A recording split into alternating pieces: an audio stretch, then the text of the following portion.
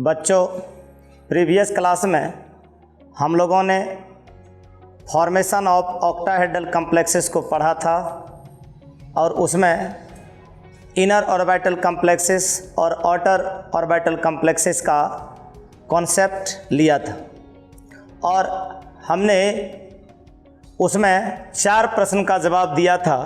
Hybridisation, nature of complexes, geometry और magnetic property. तो अभी हम लोगों का जो क्लास होगा उसमें हम लोग फॉर्मेशन ऑफ टेट्राहेड्रल कॉम्प्लेक्सेस और formation of square planar complexes. तो formation of square planar complexes और फॉर्मेशन ऑफ टेट्राहेड्रल कॉम्प्लेक्सेस को अभी हम लोग क्या करेंगे, पढ़ेंगे। इसके पहले वाले क्लास में जो हम लोगों ने फॉर्मेशन ऑफ ऑक्टाहेड्रल कॉम्प्लेक्सेस को पढ़ा था तो उसमें कोऑर्डिनेशन नंबर आपका क्या था, 6 था और उसमें इनर ऑर्बिटल और आउटर ऑर्बिटल कॉम्प्लेक्सेस में नेचर में क्या क्या आया था, वेरिएशन, नेचर में डिफरेंसेस आया था। यहाँ हम लोग कोऑर्डिनेशन नंबर 4 वाले को पढ़ेंगे। दैट मीन्स अभी जो आप कंपाउंड देखिएगा उसका कोऑर्डिनेशन नंबर क्या होगा, 4। लेकिन एक उसी में आपका आएगा जिसका हाइब्रिडाइजेशन जो है sp3 होगा और एक आप देखिएगा कि जिसका हाइब्रिडाइजेशन आपका क्या होगा, आप वहाँ पर देखिएगा कि d का एक ऑर्बिटल मतलब n-1d, d का एक ऑर्बिटल, s का एक ऑर्बिटल और p का 2 ऑर्बिटल हाइब्रिडाइज्ड होगा, रेगुलर हाइब्रिडाइज्ड होगा और 4 सेम टाइप का कौन सा dsp2 ऑर्बिटल्स देगा और उसके फॉर्मेशन को आप क्या करेंगे, पढ़ेंगे। और इन 4 प्रश्न के आप क्या देंगे जवाब कि हाइब्रिडाइजेशन क्या है, नेचर ऑफ कॉम्प्लेक्सेस क्या है, ज्योमेट्री क्या है, मैग्नेटिक प्रॉपर्टी क्या है। इसका मतलब उसका प्रसंकरण क्या है, उस कॉम्प्लेक्सेस की प्रकृति क्या है, उसका ज्यामिति या आकृति क्या है और उसका चुंबकीय गुण क्या है। आइए कुछ एग्जाम्पल को लेकर के हम लोग देखते हैं। तो आप कहीं से भी कोई कंपाउंड उठाइए, मान लीजिए कि इस कंपाउंड में से कहीं से भी आप लीजिए, कहीं से भी कोई कंपाउंड आप उठा लीजिए और एक का तरीका जो आप सीखिएगा सबका तरीका सेम होगा, कहीं भी कोई अंतर नहीं आएगा। तो एक इसमें से कोई हम बनाएंगे और शेष जो आपके लिए रहेगा वो होमवर्क रहेगा, आप घर पर उसको निश्चित रूप से बनाएं। इससे आपका क्या होगा, कॉन्सेप्ट बढ़ेगा। तो फॉर्मेशन ऑफ टेट्राहेड्रल कॉम्प्लेक्सेस को अभी हम लोग क्या करते हैं, देखते हैं। मान लीजिए कि फर्स्ट एग्जांपल को ही हम यहाँ पर चेक कर रहे हैं और कोई अंतर नहीं आता है, किसी भी कंपाउंड को आप बनाइए, कहीं कोई डिफरेंस नहीं आता है, सबका रूल लगभग सेम। और जब आएंगे हम formation of square planar complexes पर तो इसमें भी आप कोई एग्जांपल लेकर के इसको क्या कर सकते हैं, बना सकते हैं। तो इसमें कहीं भी कोई दिक्कत नहीं है। अभी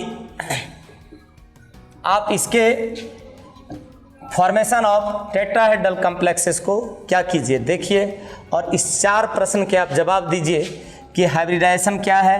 क्वेश्चन आप निश्चित रूप से नोट कर लें कि नेचर ऑफ कॉम्प्लेक्सेस क्या है, ज्योमेट्री क्या है और मैग्नेटिक प्रॉपर्टी क्या है। इस 4 प्रश्न के आपको क्या देने हैं, आंसर। आइए पहले हम टेट्राहेड्रल कॉम्प्लेक्सेस को देखें। That means coordination number 4। अब देखिए इसमें आप देख लीजिए हमने क्या बताया था, ये जो स्क्वायर ब्रैकेट आप देख रहे हैं, इस स्क्वायर ब्रैकेट के अंदर क्या क्या रहता है। पहली बात तो आपने ये देखा था कि स्क्वायर ब्रैकेट के अंदर जो रहता है उसको क्या बोलते हैं, कोऑर्डिनेशन एंटिटी। तो कोऑर्डिनेशन एंटिटी में आपका 2 ही चीज़ रहता है, सेंट्रल मेटल एटम और लिगेंड। तो इसका मतलब है कि इसके अंदर 2 ही चीज़ है, क्या क्या, सेंट्रल मेटल एटम और लिगेंड। तो लिगेंड आप भली भांति जान रहे हैं, आपको ये 4 से 5 क्लास से आपको बताया जा रहा है। तो यहाँ पर Cl क्या हो गया, लिगेंड, इसका नंबर कितना है, 4। दैट मीन्स कोऑर्डिनेशन नंबर कितना, 4। तो आपको ये पता है कि सेंट्रल मेटल एटम क्या करता है, आपको ये भी पता है कि लिगेंड क्या करता है। लिगेंड जो अपना लोन पेयर ऑफ इलेक्ट्रॉन है वो डोनेट करता है, वो प्रोवाइड करता है सेंट्रल मेटल एटम को।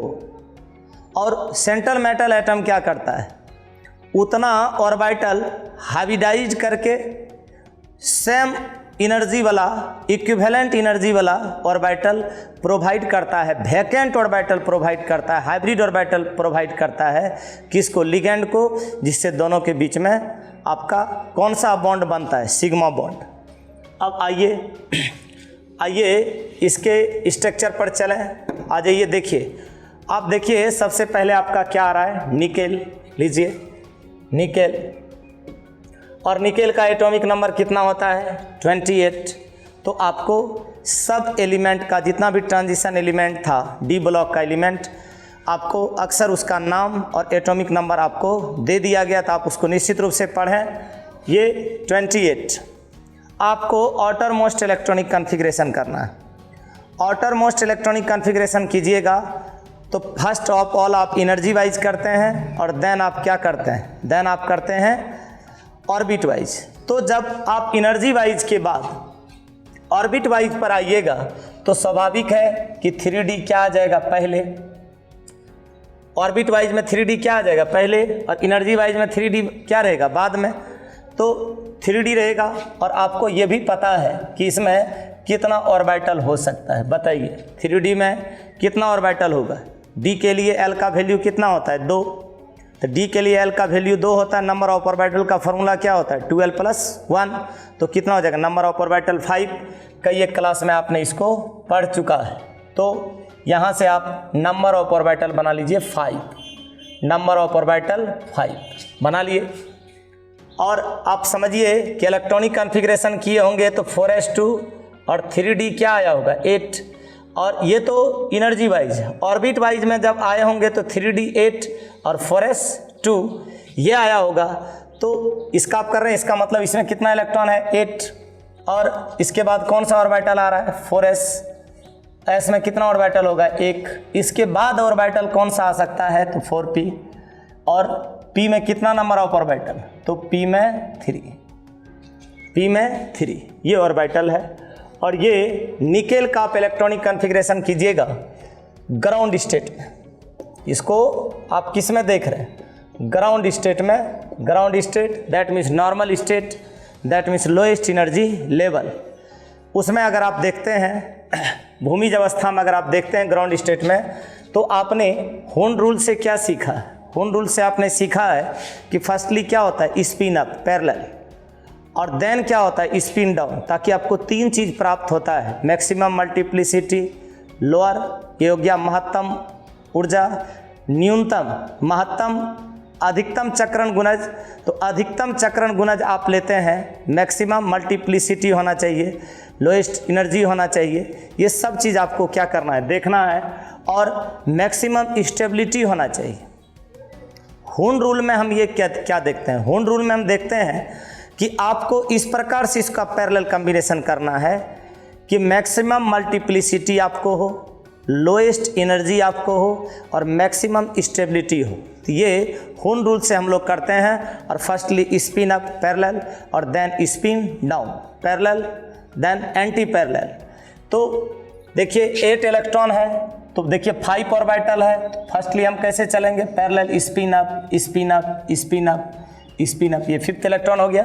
6th अब कैसे आएगा, एंटी, तो यहाँ पर spin down spin down spin down, ऐसे आपने इसको क्या कर लिया, अरेंज कर लिया।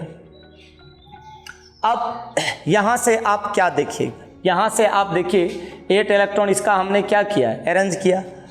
अब आ जाइए 4s पे, तो 4s का देखिए कितना इलेक्ट्रॉन है, 2, spin up then spin down, ये हुआ। ये हो गया ग्राउंड स्टेट में निकेल का इलेक्ट्रॉनिक कॉन्फ़िगरेशन आपने किया।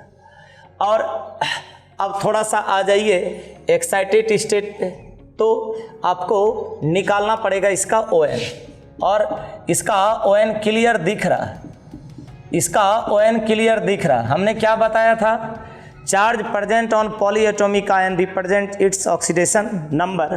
तो इस पर जो चार्ज है वह पूरे कंपाउंड के ON को रिप्रेजेंट करता है। Ni का आप निकाल रहे हैं, Ni का आप निकाल रहे हैं, ये Cl हुआ, कितना होगा -1 4 इज इक्वल टू -2, इसको आप ले जाइए उधर, तो क्या हो जाएगा x इज -2 + 4 देन 2। इसका मतलब है कि यहाँ पर सेंट्रल मेटल एटम का ON क्या आ रहा है 2, तो आप आ जाइए निकेल। अब आप निकेल आयन का कीजिए इसका, ये कौन सा स्टेट होगा, तो ये होगा एक्साइटेड स्टेट, ये होगा एक्साइटेड स्टेट। तो एक्साइटेड स्टेट में आइए, तो इसमें आप क्या देख रहे हैं, यहाँ पर आप इसका कीजिए, ये 2 इलेक्ट्रॉन लॉस कर रहा है, तो 2 इलेक्ट्रॉन को आप कहाँ से हटाइए, तो आउटर मोस्ट ऑर्बिट से हटाइए। तो 2 इलेक्ट्रॉन को आप हटा लीजिएगा, तो देखिए यहाँ पर क्या क्या रहेगा, ये आपका D है, ये आपका 3D है, ये आपका 3D। यहाँ पर आप क्या देख रहे हैं, फर्स्टली आपने क्या किया था, spin up spin up spin up, then आपने क्या किया था होन रूल्स के मुताबिक स्पिन डाउन। यहाँ का 2 इलेक्ट्रॉन क्या हो गया खाली, ये 4s ऑर्बिटल खाली, और ये आपका क्या है 4p, ये आपका क्या है 4p। इसमें कितना ऑर्बिटल है 3, इसमें 3 ऑर्बिटल, ये आप देख रहे हैं। उसके बाद आप इसमें क्या देखिएगा कि आपको 2 चीज़ बताया गया था, एक स्ट्रॉन्ग फील्ड लिगेंड और एक वीक फील्ड लिगेंड। तो स्ट्रॉन्ग फील्ड लिगेंड क्या करता है, फोर्स करता है पेयर्ड होने के लिए, इलेक्ट्रॉन को पेयर्ड होने के लिए फोर्स करता है, जिससे नंबर ऑफ अनपेयर्ड इलेक्ट्रॉन कम हो जाता है। तो लो स्पिन आपने पढ़ा है। तो यहाँ पर देखिए, यहाँ पर जो आपका लिगेंड था अभी NiCl का होल 4 और इस पर चार्ज 2, ये वीक फील्ड लिगेंड। तो वीक फील्ड लिगेंड फोर्स नहीं करता है, वीक फील्ड लिगेंड फोर्स नहीं करता है, और फोर्स जब ये नहीं करेगा तो यहाँ पर 2-3 बातें हो जाती है। क्या, जब फोर्स नहीं करेगा तो नंबर ऑफ अनपेयर्ड इलेक्ट्रॉन ज़्यादा होगा, और नंबर ऑफ अनपेयर्ड इलेक्ट्रॉन ज़्यादा होगा तो क्या होगा, हायर कॉम्प्लेक्सेस होगा। उसके बाद यहाँ पर क्या होगा, स्पिन फ्री, ये क्या हो जाएगा, स्पिन फ्री हो जाएगा। तो ये आपका स्पिन फ्री कॉम्प्लेक्सेस हुआ।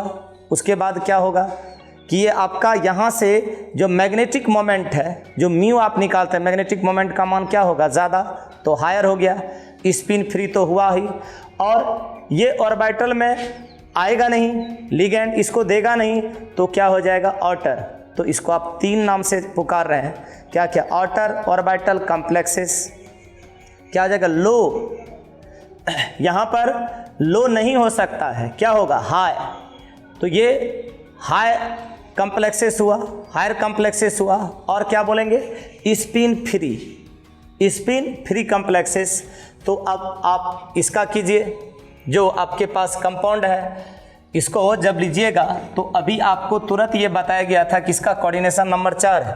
तो जितना कोऑर्डिनेशन नंबर रहता है, जितना कोऑर्डिनेशन नंबर रहता है, तो जितना कोऑर्डिनेशन नंबर रहता है उतने नंबर में सेंट्रल मेटल एटम क्या करता है, रेगुलर हाइब्रिडाइज्ड होकर के hybrid orbitals, vacant hybrid orbitals provide करता है, किसको, लिगेंड को। तो देखिए, एक S का और 3 P का ऑर्बिटल रेगुलर हाइब्रिडाइज्ड होगा, और 4 आपका sp3 हाइब्रिड ऑर्बिटल क्या करेगा, प्रोवाइड करेगा लिगेंड को। तो यहाँ से आप देखिए, ये तो आपके पास है ही, ये तो आपके पास है ही, इसको आप देख लीजिए। ये स्पिन अप, होन रूल से आप पहले चलते हैं, spin up spin up spin up, देन क्या चलते हैं, spin down spin down spin down. ये 4s हुआ, एक ऑर्बिटल मिला S का, और ये क्या है, यहाँ पर आप क्या देख रहे हैं 4p। इसका कितना ऑर्बिटल मिल रहा है, इसका मिल रहा है 3 ऑर्बिटल, इसका मिल रहा है 3 ऑर्बिटल। तो यहाँ पर आप देख लिए लिगेंड क्या है, तो लिगेंड है क्या, Cl, लिगेंड क्या है Cl। ये क्या करता है, लिगेंड क्या करता है, ये डोनेट करता है सेंट्रल मेटल एटम को एक लोन पेयर ऑफ इलेक्ट्रॉन, क्या करता है, डोनेट करता है। ये इसको डोनेट करेगा, और इसके लिए सेंट्रल मेटल एटम क्या करता है, तो सेम इक्विवेलेंट एनर्जी वाला हाइब्रिड ऑर्बिटल प्रोवाइड करता है, वैकेंट हाइब्रिड ऑर्बिटल। तो ये S का एक और p का 3 ऑर्बिटल, तो क्या हो जाएगा sp3, तो 4sp3 हाइब्रिड ऑर्बिटल फॉर्म करता है। तो इसका हाइब्रिडाइजेशन क्या हो जाएगा sp3, एक s का और 3 p का। तो अब आप क्वेश्चन के जवाब पर चलिए, तो क्या क्या जवाब दीजिएगा। आइए हाइब्रिडाइजेशन पे, तो हाइब्रिडाइजेशन आप क्लियर रूप से देख सकते हैं कि इसका प्रसंकरण क्या होगा, इसका हाइब्रिडाइजेशन क्या होगा। एक s का 3 p का क्या हो जाएगा sp3, हाइब्रिडाइजेशन क्या हो गया sp3। आइए क्या देखे थे second question, nature of complexes,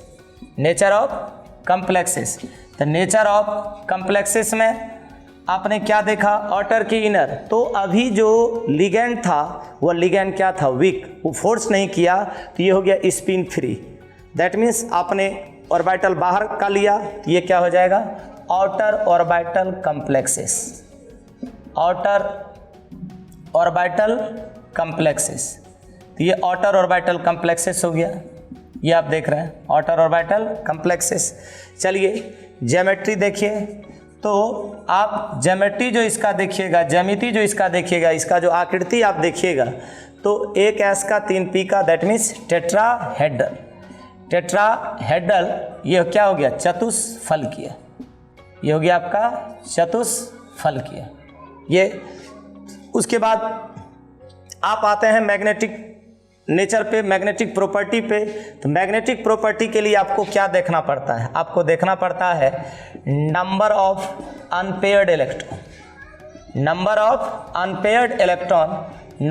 unpaired electron मतलब क्या हुआ, अयुग्मित इलेक्ट्रॉन की संख्या। तो ये जो आप अयुग्मित इलेक्ट्रॉन का संख्या देखिएगा, तो देखिए कितना 1 और 2, यहाँ पर आपका अनपेयर्ड इलेक्ट्रॉन क्या हो गया 2। इसको आप किससे रिप्रेजेंट करते हैं n से, ये हो गया n।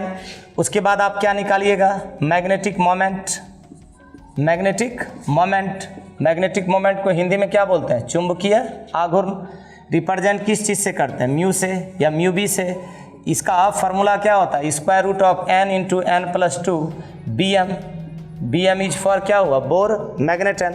तो यहाँ पर जब आप इसका वैल्यू रखिएगा, वैल्यू पुट कीजिएगा, तो 2 इंटू 2+2 ये क्या हो जाएगा, ये हो जाएगा स्क्वायर रूट ऑफ 8। इसको आप क्या लिख सकते हैं 2√2। तो ये आपका निकलता है कौन सी, ये आपका निकलता है म्यू बी, ये निकलता है आपका मैग्नेटिक मोमेंट, ये आपका निकलता है चुंबकीय आघूर्ण। और आपको क्या बताया गया था चुंबकीय गुण में कि इफ़ कंडीशन याद कीजिए कि if n and mu is not equal to 0, then जो नेचर होता है वो क्या होता है पैरा मैग्नेटिक। कहने का सेंस क्या है कि इसका अगर हम मैग्नेटिक प्रॉपर्टी देखने लगे, इसका अगर मैग्नेटिक हम नेचर देखने लगे, तो अभी आप क्या देख रहे हैं कि अभी आप देख रहे हैं कि n 0 नहीं है, म्यू 0 नहीं है। तो जब n 0 नहीं होगा, म्यू 0 नहीं होगा, तो वो प्रॉपर्टी आपका क्या हो जाएगा, तो वो हो जाएगा पैरामैग्नेटिक। तो आप यहाँ पर क्या लिख सकते हैं पैरामैग्नेटिक। हिंदी में आप क्या बोलते हैं इसको अनुचुंबकीय। इतना चीज़ का आप यहाँ से जवाब इसमें दे सकते हैं। तो यहाँ पर आपको ये याद रखना था कि यदि नंबर ऑफ अनपेयर्ड इलेक्ट्रॉन और युग्मित इलेक्ट्रॉन की संख्या अगर 0 नहीं आता है, मैग्नेटिक मोमेंट अगर 0 नहीं आता है, तो फिर नेचर कैसा होगा, तो नेचर होगा पैरा मैग्नेटिक। अब ये तो आपने देखा टेट्राहेड्रल का फॉर्मेशन जिसका हाइब्रिडेशन sp3 हुआ। अब थोड़ा सा उसके एग्जाम्पल को लीजिए, आप अब फॉर्म कीजिएगा formation of square planar complexes. Formation of square planar complexes, इसका मतलब वर्ग तलीय या वर्ग समतल वाले को। तो कैसे देखेंगे, कोई आप एग्जाम्पल लीजिए। तो मान लीजिए कि आपने एग्जाम्पल लिया,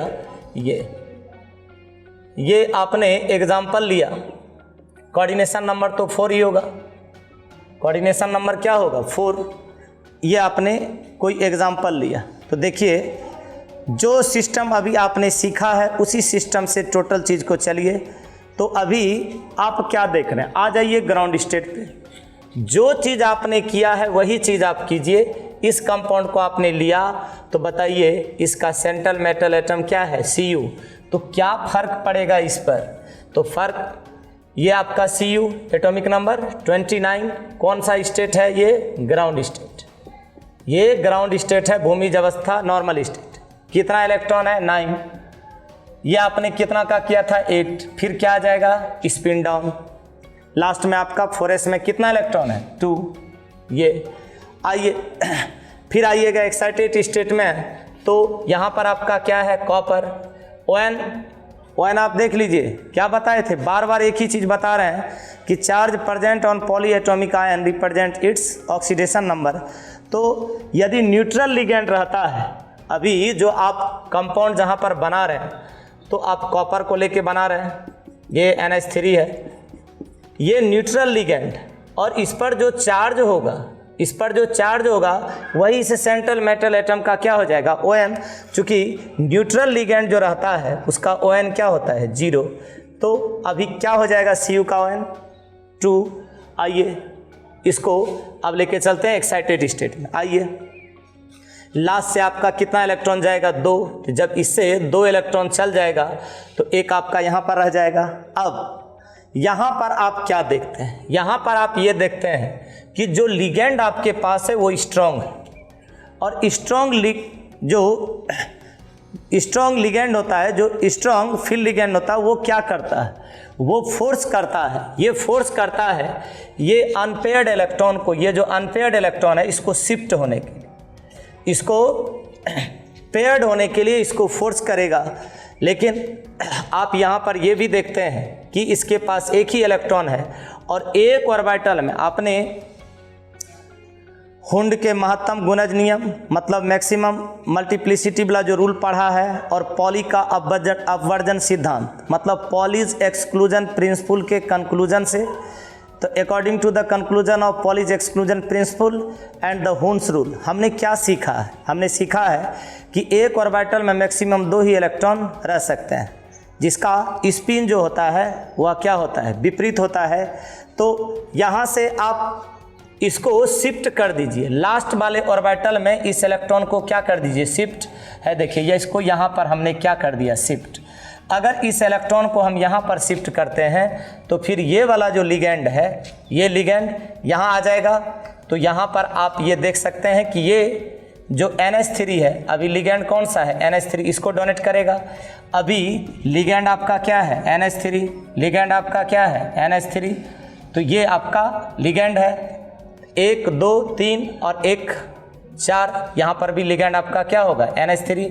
ये इसको एक lone pair of electron provide करेगा। अब देखिए अभी आप क्या देख रहे हैं, यहाँ पर स्पिन अप और क्या ले लिए, स्पिन डाउन। तो एक D का, एक S का और 2 P का, ये आपका क्या लेता है, पार्टिसिपेट करता है। और हाइब्रिडाइजेशन जो अभी होगा वो क्या होगा, आप देख लीजिए, N-1D का एक ऑर्बिटल लिया, इसका एक ऑर्बिटल लिया, इसका मतलब D का एक ऑर्बिटल लिया।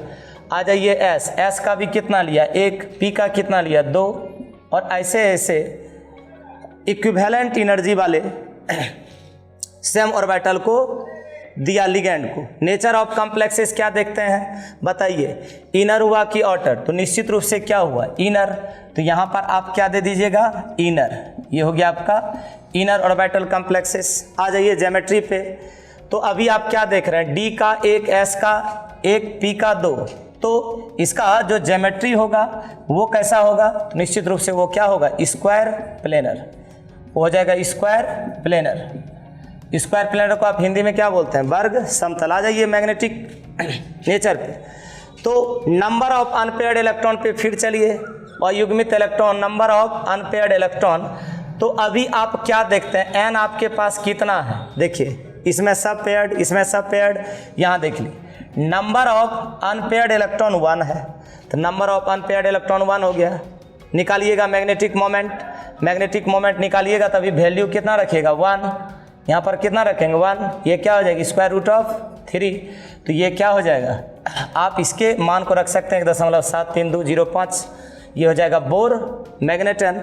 तो अभी आप क्या देखते हैं, तो कंडीशन देखते हैं कि n is not equal to 0 and mu is also not equal to 0, then nature क्या होना चाहिए? नेचर होना चाहिए मैग्नेटिक।